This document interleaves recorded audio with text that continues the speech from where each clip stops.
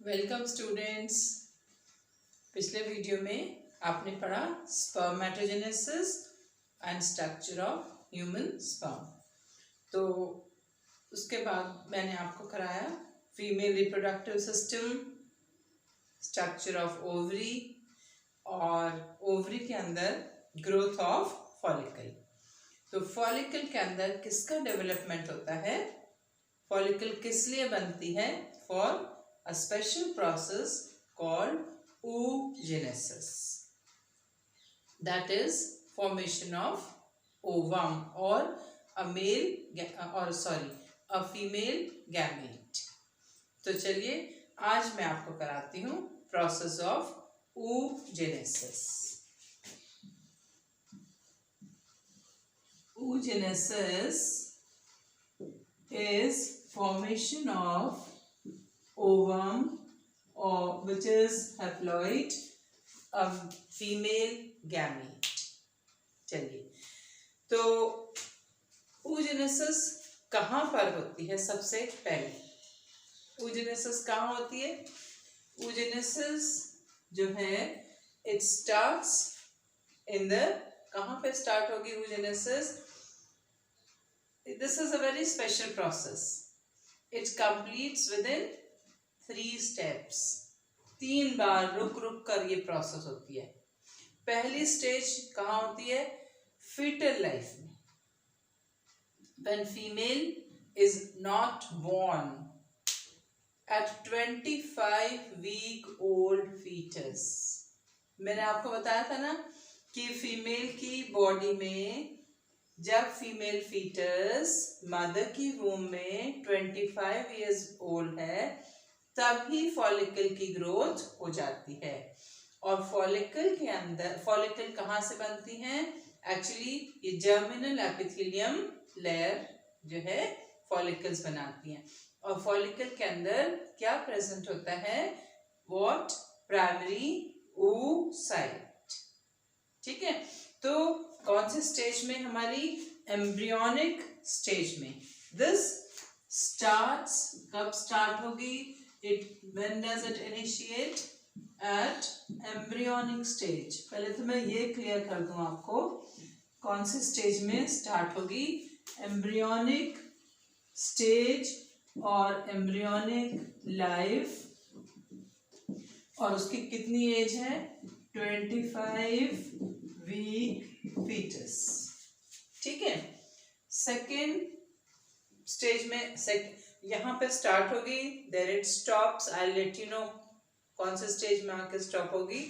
Then at puberty, when the female gain puberty, onset of puberty, one by one follicle grow, और फिर it will stop। Then what happen? It completes, this division will actually complete after fertilization।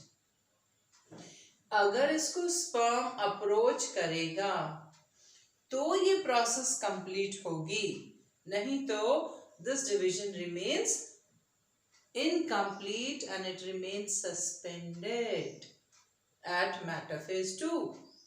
तो this complete, ये division complete तभी होगा, कब complete होगा? On what? Approach of sperm, on arrival of sperm. जब sperm आके इसको टच करता है तब ये डिवीजन कंप्लीट होता है। ठीक है, this is on arrival of sperm, otherwise this division does not complete। ये तो मैंने आपको एक इसकी बता दिया कि कैसे ये डिवीजन की फेसेस हैं। जैसे आपने स्पर्मेटोजेनेसिस में पढ़ा, एक बार में पूरा डिवीजन हो गया, यहाँ पर ऐसा नहीं होगा। चलिए, अब प्रोसेस होती कैसे है, क्या प्रोसेस में होगा, तो ये हमको फिगर के साथ में लर्न करना है। Now I've told you कि there are 60,000 to 80,000 छोटी छोटी क्या है? फॉलिकल है। And follicle one by one keep maturing. सारी फॉलिकल मैच्योर नहीं होती हैं, they have been eaten up by follicular atresia, बता चुकी हूँ। और एक फीमेल अपनी लाइफ में 400 से 500 तक ओवम बना सकती है। 1 वीक में 1 ईयर में एक ओवरी के अंदर 6 एग सेल बनती हैं। तो 1 ईयर में there are only 12 and both the ovaries work alternately.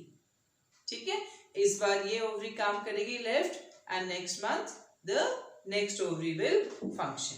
ठीक है, तो oogenesis आपका स्टार्ट हुआ कौन सी लाइफ में?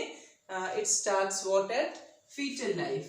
So we'll say at, this is at fetal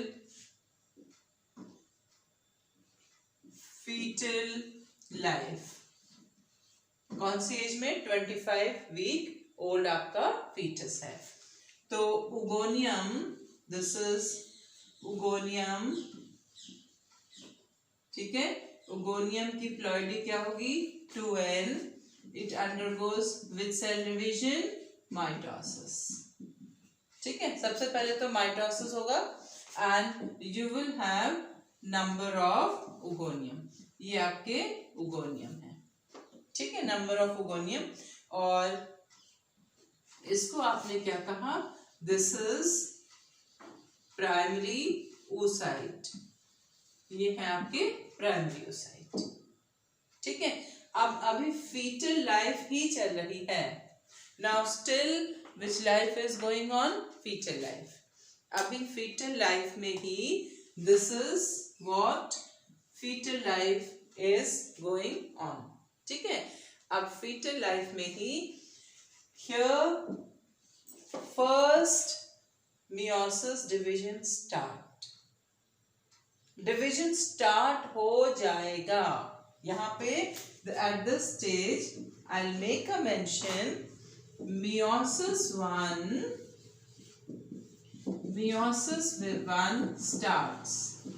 start हो जाएगा and it suspend at prophase 1, prophase में आकर रुक जाएगा। this thinness of the topic you have to understand। वैसे नॉर्मली अगर आप लिखेंगे तो आपको पता नहीं चलेगा, तो आपको ये चीज मालूम होनी चाहिए कि मियोसिस 1 जो है, मियोसिस 1 स्टार्ट हो गया और कौन से स्टेज में आके? प्रोफेज 1 में आके ये स्टॉप हो गया। फाइन, प्राइमरी oocyte कौन से स्टेज में है? प्रोफेज 1 में। स्टिल अभी इसकी प्लॉइडी क्या है? 2n। मियोसिस सेल डिवीजन में आप पढ़ चुके हो कि सेल की प्लॉइडी कब चेंज होती है? एनाफेज में आके, है ना। And prophase 1 is so very important. आपने मेरा वीडियो देखा होगा कि प्रोफेज 1 में क्या होता है? You have leptotene, zygotene, pachytene, diplotene, diakinesis. तो प्रोफेज 1 इतना इंपॉर्टेंट क्यों है? बार बार मैं क्यों कह रही हूँ? क्योंकि इस स्टेज में आके क्या होता है? हमारा क्रॉसओवर, है ना। कौन सी फेज में? पेकाइटीन 1 में। तो इतना कौन सी लाइफ में हो गया? फीटल लाइफ में। Still we call it what is? Primary oocyte। ठीक है, ये प्राइमरी oocyte है। और ये कौन से फॉलिकल के अंदर होता है? प्राइमरी oocyte टर्शरी फॉलिकल के अंदर। Fine, primary oocyte is present inside tertiary follicle, make a note of it। Fine, ये आपका प्राइमरी oocyte है जिसकी प्लॉइडी स्टिल 2n है। मियोसिस 1 स्टार्ट हो गया है और कौन से स्टेज में आके रुक गया? प्रोफेज 1 में आकर रुक गया है। ठीक है, और इसकी जो फॉलिकल है वो कौन सी फॉलिकल है? Tertiary follicle. अब टर्शरी फॉलिकल किसमें कन्वर्ट होती है ना? Primary, secondary, tertiary. अब ये ग्राफिन फॉलिकल में कन्वर्ट होगी, वो तो बाहर का स्ट्रक्चर है, वो हम ओवरी में पढ़ चुके हैं। तो अब now after at this is at puberty. जैसे ही फीमेल ने क्या गेन करी, puberty at the age of 11 to 13 year at puberty. As the female gain the puberty, this division complete, ये division complete होगा, ठीक है। अब this division complete and it becomes what, यहाँ पर क्या हो गया, secondary oocyte बना। This structure is called what is, this is the same division, अब ये division यहाँ पर आकर complete हुआ। This meiosis cell division, meiosis 1 complete over here, यहाँ पे ये division complete हुआ, ठीक है। देखो फिर से ध्यान से देख लो, प्राइमरी oocyte में meiosis cell division start हो गया prior to birth, और कौन से स्टेज में आके स्टॉप हो गया, प्रोफेज 1 में। जब प्यूबर्टी हुई तो जो फॉलिकल ग्रो कर रही है उसकी टर्शरी फॉलिकल में कौन सा डिवीजन हुआ, मियोसिस 1 कंप्लीट हो गया, और सेल जो है, सेल ने क्या गेन कर ली, haploidy, and this cell is called what is, इसको हम कहते हैं सेकेंडरी oocyte। किसमें कन्वर्ट हो गया, सेकेंडरी oocyte में। लेकिन आप यहाँ पर देख रहे हो कि सेकेंडरी oocyte में one of it is very big, has a large amount of cytoplasm, इसके अंदर बहुत सारा साइटोप्लाज्म है, it is rich in nutrient, ये सारा क्या है इसका, nutrient, it has large amount of nutrient, but there is another cell which is very small, है ना, and has very less cytoplasm, तो इसके अंदर बहुत कम साइटोप्लाज्म है, तो this is named as what, इसको क्या कहा, polar body, this is polar body, and this already I have named as what, secondary oocyte। यहाँ पे देखो, आप देख रहे हो ना, unequal division of cytoplasm but equal division of what, number of chromosome. अब मोस्ट ऑफ द स्पीशीज, बहुत सारे, ये this is again a point to make a note of it, आप इस पॉइंट को भी नोट करिए कि जो पोलर बॉडी है, दिस मे और मे नॉट डिवाइड फर्दर, इसका डिवीजन हो भी सकता है और नहीं भी। ह्यूमन बीइंग में generally it does not divide, ये डीजेनरेट हो जाती है, इसको हम फर्स्ट पोलर बॉडी कहते हैं, और जनरली क्या है, ये डीजेनरेट हो जाती है, डिसइंटीग्रेट हो जाती है, क्योंकि इसके अंदर कोई साइटोप्लाज्म नहीं है, और मैक्सिमम साइटोप्लाज्म कहाँ है आपका, सेकेंडरी oocyte में, क्योंकि ये फ्यूचर में एग सेल बनाने वाला है, it will provide nutrition to the developing embryo for initial 1 week, ठीक है। तो लेकिन कुछ स्पीशीज में पोलर बॉडी डिवाइड होती है, ठीक है। तो अब हमारा क्या बन गया, सेकेंडरी oocyte। अब आप देखो ये क्या था आपका, इसमें माइटोसिस सेल डिवीजन हुआ, और यहाँ पे हमारा कौन सा सेल डिवीजन है, meiosis cell division.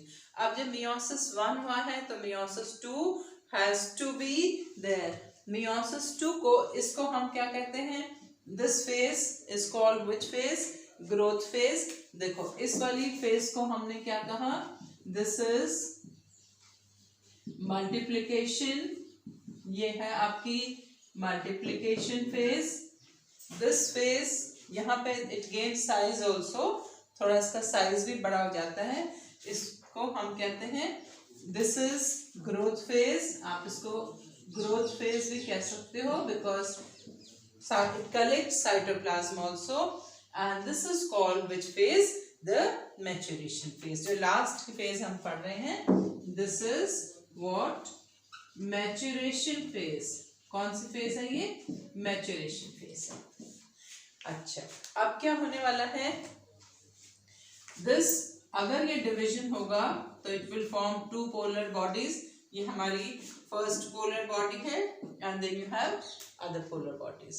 But polar body का फ्यूचर क्या है, दे डिसइंटीग्रेट और दे डीजेनरेट। डीजेनरेट, अल्टीमेटली ये क्या होंगी, डीजेनरेट होंगी, because they lack cytoplasm, nutrition इनके पास कुछ नहीं है. Now let's talk about secondary oocyte and second meiotic division. Very important to understand.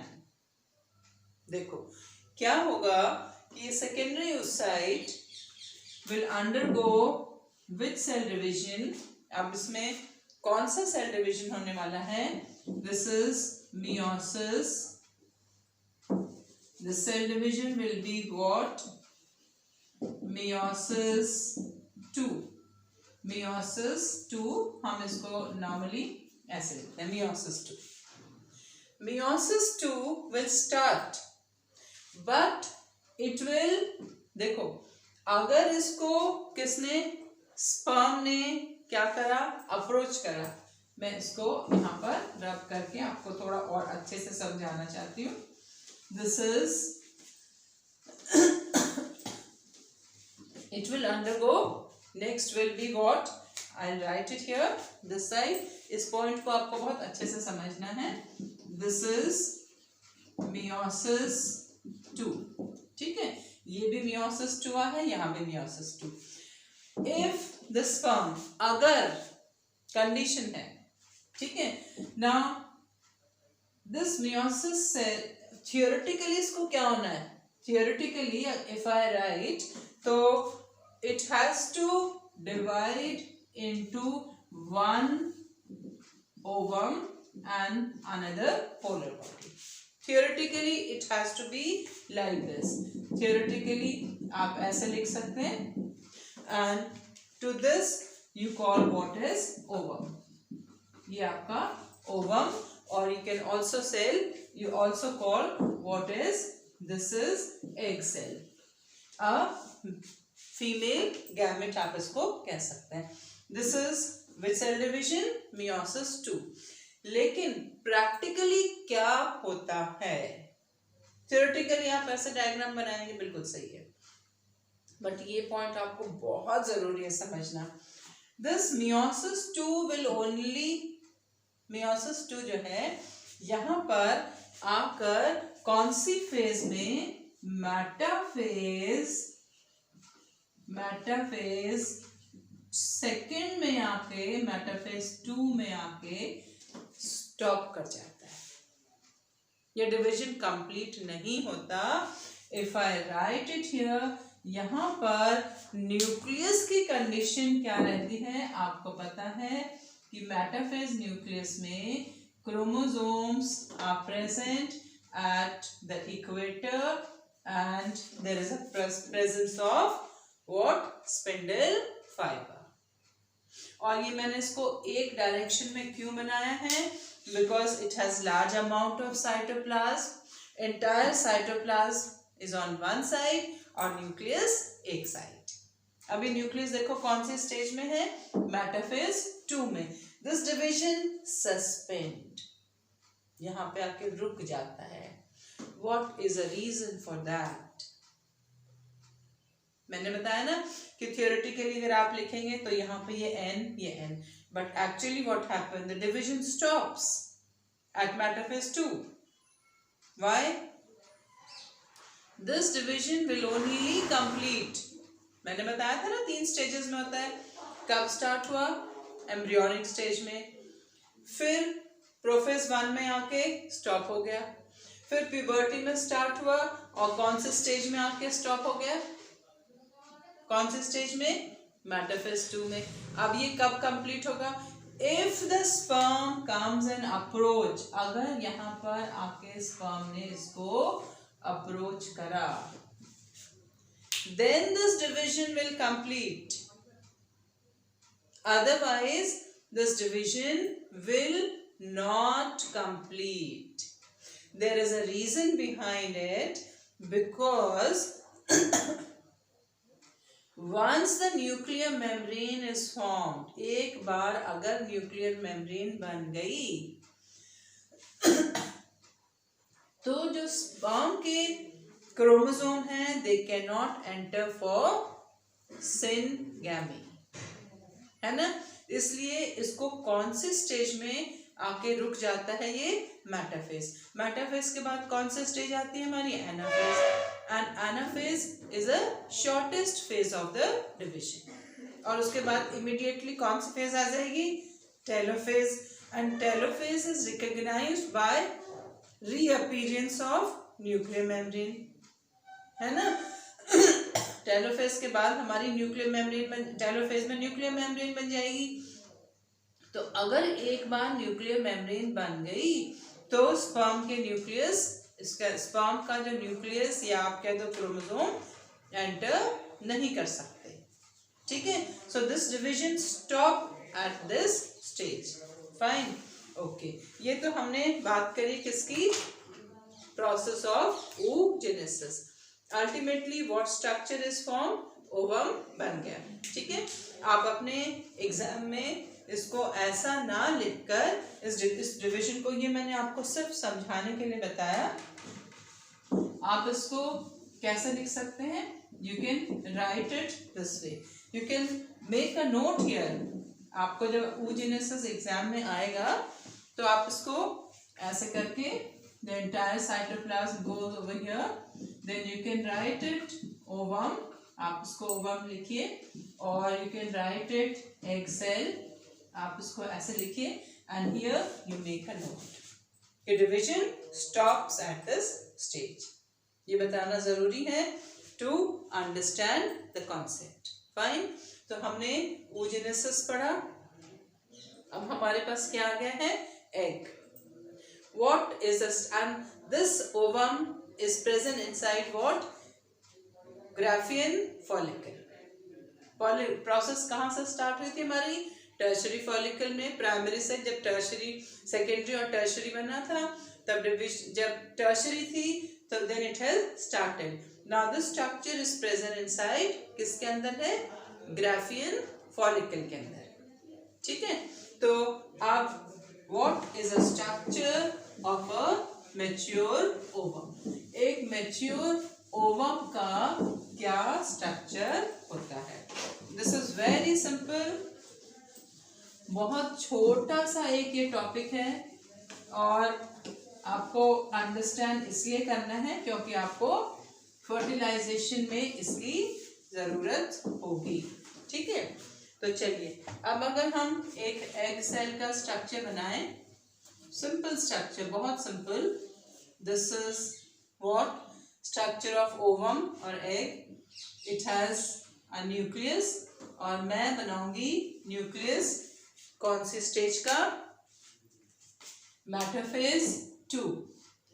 ये मेटाफेज 2 का nucleus, all chromosome at the equator, fine, and this is filled with entire cytoplasm, ये पूरा इसमें cytoplasm है, which is rich in nutrient, it is just like a cell, और ये इसका cytoplasm है, nutrient इसमें बहुत ज़्यादा है, but it does not contain lecithin.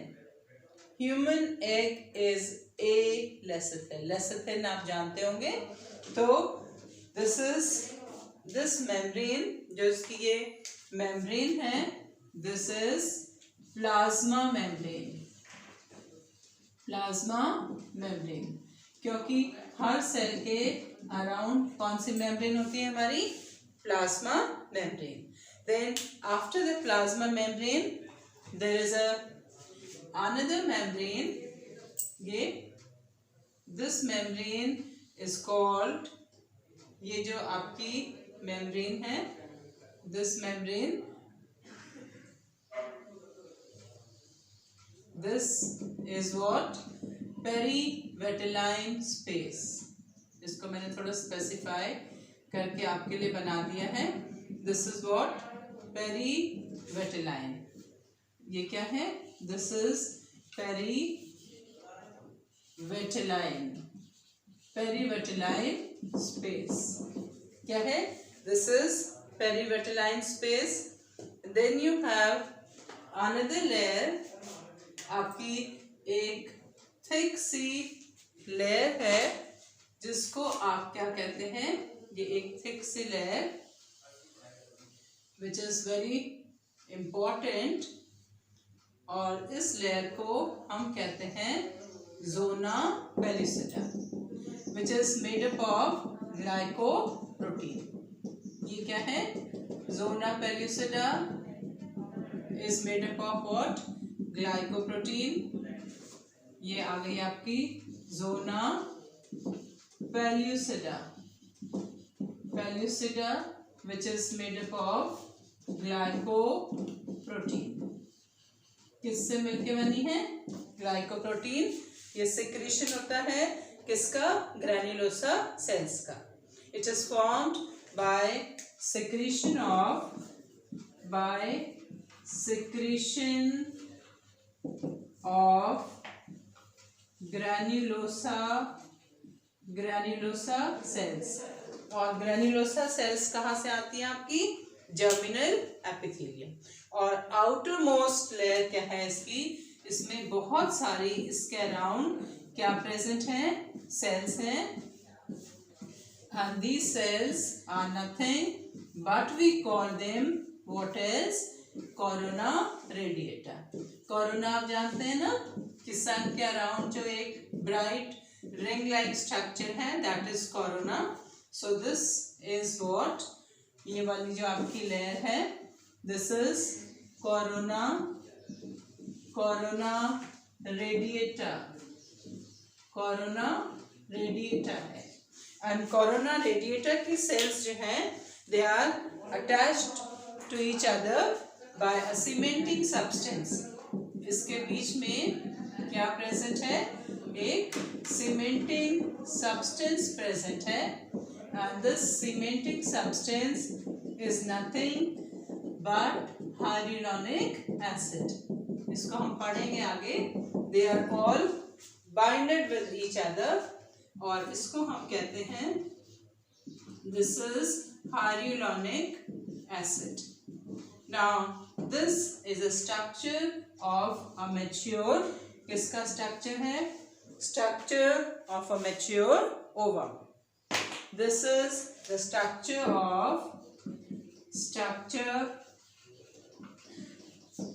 of an ovum, which is ready for fertilization. At this stage, it comes out of Graafian follicle. And let me tell you, the nucleus is present on one side, और जिस side में nucleus present होता है उसको हम animal pole कहते हैं. This side is which pole? Animal pole. और जिस साइड साइटोप्लाज्म है उसको हम कहते हैं वेजिटल पोल. ठीक है.